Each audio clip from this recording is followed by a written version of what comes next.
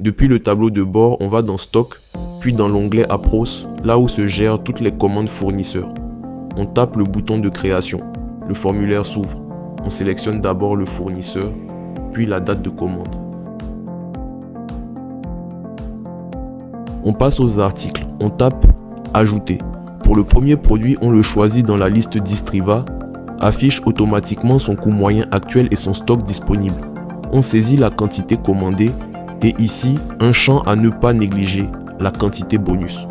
Ce sont les unités offertes par le fournisseur en plus de la commande, sans coût supplémentaire. L'aperçu en bas le résume clairement. Quantité commandée, bonus et quantité totale qui entrera réellement en stock. On confirme. On ajoute le second produit de la même façon, sans bonus cette fois. Le total de la commande se met à jour en temps réel.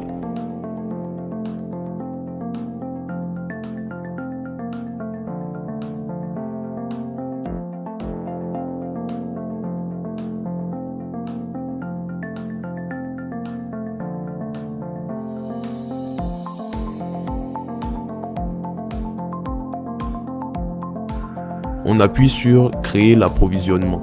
La commande est enregistrée en brouillon statut en attente. Elle n'a pas encore d'impact sur les stocks. On peut encore la modifier ou l'annuler à ce stade.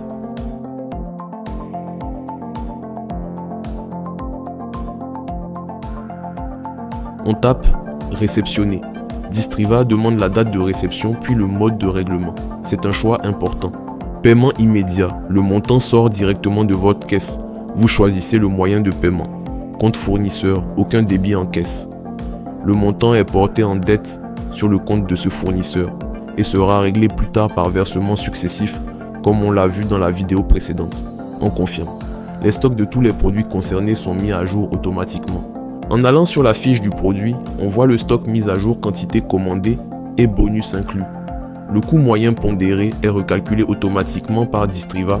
De retour sur la fiche du fournisseur, on consulte l'historique du compte. L'approvisionnement y apparaît comme un débit, avec le montant en rouge, la date et le solde mis à jour. Tout est tracé automatiquement.